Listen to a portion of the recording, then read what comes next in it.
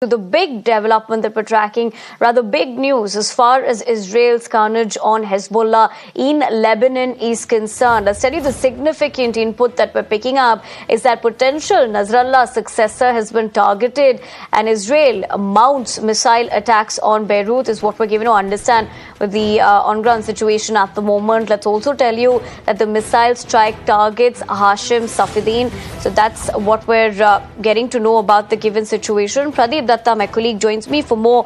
Pradeep, as far as this situation is concerned, off the bat, one can imagine that this is only going to escalate, and that's exactly what we're looking at with this big development. Having said that, what are we picking up with the fact that now this missile, we're given to understand, has also targeted Hashem Safieddine? And while you speak about that development, how do you also look at the next potential few days panning out, given this escalation's not seeming like it's going to die down anytime soon? Yes, you're absolutely right. Situation in that region continues to remain volatile. And we have seen that how all the regional players, they are preparing for escalation. And that's one of the reasons that the world is really concerned about that. And already we have seen that how Israel has made up their mind that they have to demolish and dismantle Hezbollah infrastructure. And we have seen that ever since they have killed their chief, Nasrallah. And now they have also, even daughter of Nasrallah has also been killed. Not only that, even his son-in-law was targeted in Damascus area. Wherever they are going to target them. And his successor was also targeted, Hashem Safieddine.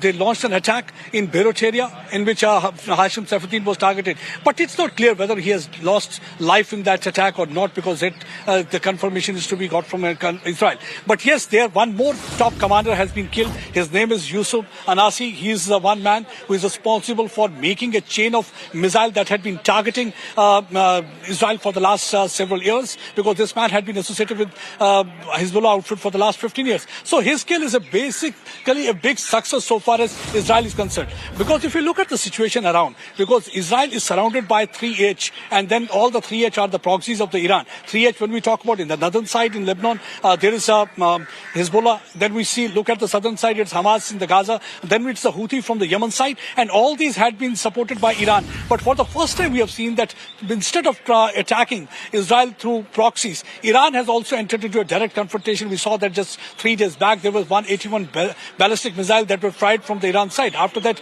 there had been a very strong statement coming from Benjamin Netanyahu saying that Iran will have to face consequences and will wipe out Iran from the map of the world. And on the other hand, Iran is also coming out with a statement saying that if they will retaliate, then we'll go for a crushing attack against them. So already the things seem to be escalating. That's one of the reasons that yesterday there was a G7 meeting initiated by United States of America, where they wanted that more sanctions need to be imposed on Iran so that they can discourage Iran from carrying out such activities. Meanwhile, world seems to be divided into two blocks. On one hand, on this, we have seen that several countries have started taking position, whether it's United States of America, whether it's NATO-based countries, whether Australia, Germany, France, all of them are siding with Israel. On the other hand, we have seen that countries like the Muslim countries, some of them, they are siding with Iran. They are saying that even the China and Russia have come out with a statement, though they are not directly hitting out at Israel, but yes, they want that there should be a de-escalation, because it's the situation in this area is hanging by thread. That's what the China has said. And the Russia also wanted that.